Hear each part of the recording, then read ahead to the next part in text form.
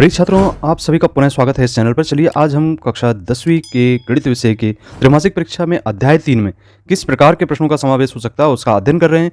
इसमें आपको कुछ महत्वपूर्ण बातों पर ध्यान देना होगा। जैसे कि यहाँ पे हम देख रहे हैं, हम जानते हैं कि दो चर राशियों के रैखिक समीकरण का व्यापक रूप, यहाँ पे हमें ये इसको याद रखना है, ए एक्स धन बी वाई धन सी बराबर 0, जहाँ ए बी सी वास्तविक संख्याएं तथा ए बराबर नहीं है शून्य के तथा बी बराबर नहीं है शून्य के। इसी प्रकार से दो चर राशियों वाले रैखिक समीकरण युग्म की बात हो रही, तो यहाँ पे युग्म के व्यापक समीकरण के लिए a1x प्लस b1y प्लस सी1 बराबर 0 और a2x plus b2y plus C2 बराबर 0 होगा। इसके बाद यदि तीसरा नंबर देखते हैं हम यहाँ पे कि यदि हमारे पास कोई समीकरण दिया हो जिसमें k का मान ज्ञात करना, तो x और y की वैल्यू रख के हम यहाँ से k का मान ज्ञात कर सकते हैं। और यहाँ पे आप देख रहे हैं एक समीकरण दिया गया है कि y बराबर 3x धन 5। तो यदि इस प्रकार के समीकरण आते हैं तो आपको इसका जो हल है वो अपरिमित रूप से अनेक हल लिखना होगा। इसके बाद अनुपातों की तुलना वाले कुछ प्रश्न आते हैं परीक्षा में, जैसा कि यहाँ पे आप देख रहे हैं अनुपातों की तुलना के आधार पर जो दो समीकरण रहते हैं समीकरण युग्म, उसमें अनुपातों की तुलना के आधार पर जैसे दिया गया है a1/a2 बराबर नहीं है b1/b2, तब रेखाएं प्रतिच्छेदी होती हैं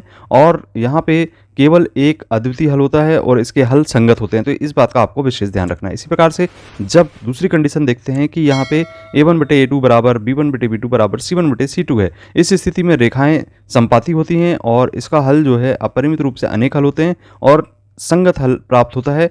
और तीसरी स्थिति में जैसा कि हम देख रहे हैं यहाँ पे कि a1/a2 बराबर b1/b2 बराबर नहीं है c1/c2, तो इस स्थिति में रेखाएं एक दूसरे के समांतर होंगी और इसका कोई भी हल नहीं होगा और इसका हल असंगत होगा। तो इस प्रकार से ये इन स्थितियों को आपको याद रखना है। इस पे बहुत सारे प्रश्न बनते हैं। इसके बाद छठवां है कि दो क्रमागत प्राकृत संख्याएं क्रमशः होती हैं, तो यहाँ पे x और x धन 1 लिया जाता है। यदि हम दो क्रमागत सम या विषम संख्याओं की बात करते हैं तो इसे हम x तथा x धन 2 के रूप में मानकर चलते हैं। दो संख्याओं का योग होता है पहली संख्या और धन दूसरी संख्या के बराबर। यदि इकाई का अंक x तथा दहाई का अंक y है, तब बनने वाली संख्या को हमें याद रखना है 10y धन x होता है। तो यहाँ पे 10 गुणित दहाई का अंक धन इकाई का अंक लिया जाता है। इसके बाद अंक पलटने पर बनने वाली संख्या, तो x के स्थान पे y और y के स्थान पे x रख दिया जाता है, तो ये 10x धन y वह संख्या प्राप्त हो जाती है। अब आइए वस्तुनिष्ठ प्रश्नों की बात करते हैं। तो यहाँ पे वस्तुनिष्ठ प्रश्न किस प्रकार के होंगे। यहाँ पहला प्रश्न दिया गया है कि निम्नलिखित में से दो चरों वाले रैखिक समीकरण हैं। तो यहाँ पे दो चर वाला रैखिक समीकरण की जब बात करते हैं तो ये डी ऑप्शन इसका बिल्कुल सही है। 5x धन 6y बराबर 7 इसका हल होगा। इसके बाद यदि a1/a2 बराबर नहीं b1/b2, तो इस प्रकार की शर्तों के बारे में आपने ऊपर आपसे चर्चा की, जिसमें इसमें इसका एक अद्वितीय हल होता है जबकि इसके रैखिक समीकरण युग्म जो हैं वो कुछ इस प्रकार से हों। इसके बाद दूसरी कंडीशन यहाँ पे देख रहे हैं कि बराबर नहीं है c1/c2। इस स्थिति में हम इसका जो हल लिखते हैं, यहाँ पर इसका आंसर होगा कोई हल नहीं होगा।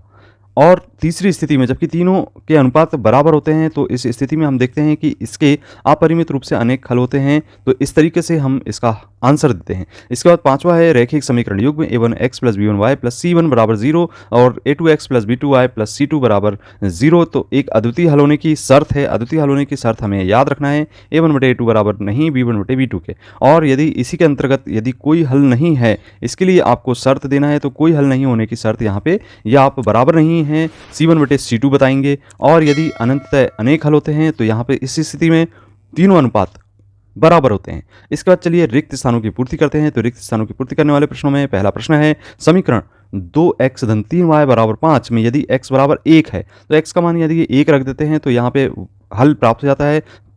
हम लिखेंगे 2x बराबर 5 ऋण 3, 5 में से 3 को घटाएंगे तो 2 प्राप्त होता है, तो 2x बराबर 2 हो गया और x बराबर 2/2 हो गया। और इसको सरल कर देते हैं तो इसका मान 1 के बराबर हमें प्राप्त हो जाता है। दूसरा प्रश्न है वह समीकरण जिसको ax धन by धन c बराबर 0 के रूप में लिखता है, जहां a, b और c वास्तविक संख्या हैं, a, b दोनों शून्य नहीं है, दो चर x तथा y में खाली स्थान समीकरण कहलाता है। तो इसे हम कहते हैं रैखिक समीकरण।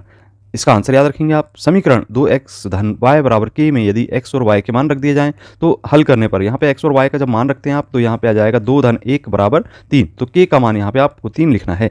इसके बाद सत्य एवं असत्य वाले प्रश्न जैसा कि हम देख रहे हैं, पहला प्रश्न है दो चरों का एक रैखिक समीकरण के अनेक हल होते हैं। तो यह कथन आपका बिल्कुल सत्य है। इसका दूसरा है रैखिक समीकरण को प्रत्येक हल उसके निरूपित करने वाली रेखा पर स्थित एक बिंदु होता है, तो यह कथन भी बिल्कुल सत्य होगा। और तीसरा प्रश्न है जबकि रैखिक समीकरण 2x ऋण 3y बराबर 7 और 4x ऋण 6y बराबर 14 तो निरूपित करने वाली जो रेखाएं हैं वो प्रतिच्छेदी होंगी, तो इसके लिए हम अनुपातों की बात करते हैं, तो ये कथन आपका असत्य होगा। इसके बाद सही जोड़ी मिलान करने वाले प्रश्न है, तो सही जोड़ी में आप देख रहे हैं कि पहला जो है a1x plus b1y plus c1 बराबर 0 और a2x plus b2y plus c2 बराबर 0 का एक अद्वितीय हल होता है, तो इसकी सही जोड़ी आपको मिलाना है, यह होगी a1 बटे a2 बराबर नहीं है b1 बटे b2।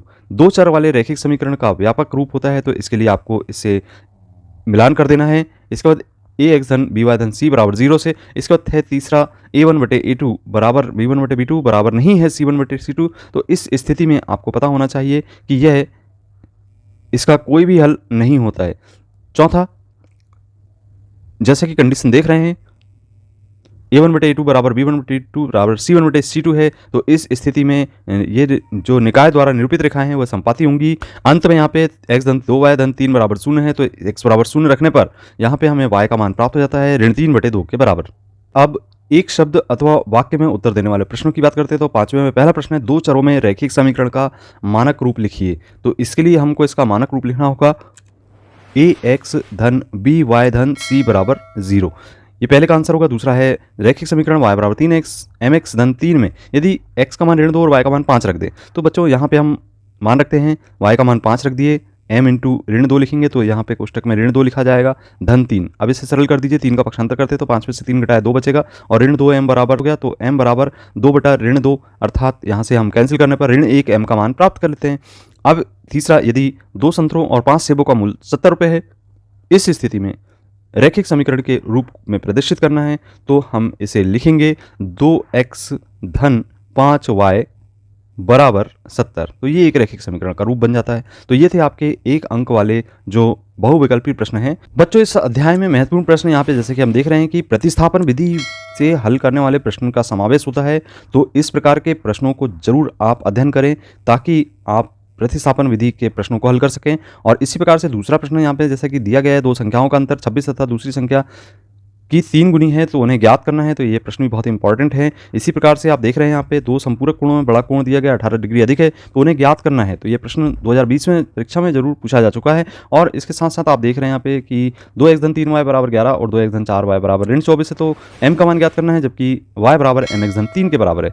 इसके बाद अगला प्रश्न है समीकरण निकाय। यहाँ पे प्रतिस्थापन विधि का उपयोग आपको करना है इसको हल करने में। इसी प्रकार से विलोपन विधि का भी उपयोग करना है, क्योंकि ये प्रश्न 2020 के पूरक परीक्षा में भी शामिल किया जा चुका है। इसके बाद 7वां नंबर का प्रश्न है, जबकि यहाँ पे आपको विलोपन विधि से इन समीकरण निकाय को हल करना है। इसके बाद आप देख रहे हैं यहाँ पे कि 3x धन 4y बराबर 8 और 2x ऋण 2y बराबर 2 को विलोपन विधि से हल करना है। और इसी प्रकार से 9वां प्रश्न है 5 संतरे और 3 सेबों का मूल्य 35 रुपये, 2 संतरे और 4 सेबों का मूल्य 28, तब 1 संतरा और 1 सेब का मूल्य आपको ज्ञात करना है। 2019 में प्रश्न जरूर आया है। इसके बाद आप देख रहे हैं यहाँ पे प्रश्न क्रमांक 10, जिसमें दो व्यक्तियों की आय का अनुपात 9:7 है, उनके खर्चों का अनुपात 4:3 है। यदि प्रत्येक व्यक्ति प्रति महीने में 2000 रुपये बचा लेता है तो उनकी मासिक आय ज्ञात करना है। आप इस प्रश्न को भी सरल करके जरूर देखें। इसी प्रकार से के मान ज्ञात करने वाले प्रश्नों का आप जरूर अध्ययन करके जाएं, क्योंकि ये प्रश्न हर वर्ष पूछा जाता है। और इसके बाद इसी प्रकार से के मान ज्ञात करने वाले और भी प्रश्न हैं, और ये इस प्रकार से आपने देखा कि ये महत्वपूर्ण प्रश्नों में आपके शामिल किए जा सकते हैं, प्रतिस्थापन विधि, विलोपन विधि के प्रश्न। तो इसी प्रकार के कंटेंट से जुड़े रहने के लिए आपने अभी तक चैनल को यदि सब्सक्राइब नहीं किया तो सब्सक्राइब जरूर कीजिए।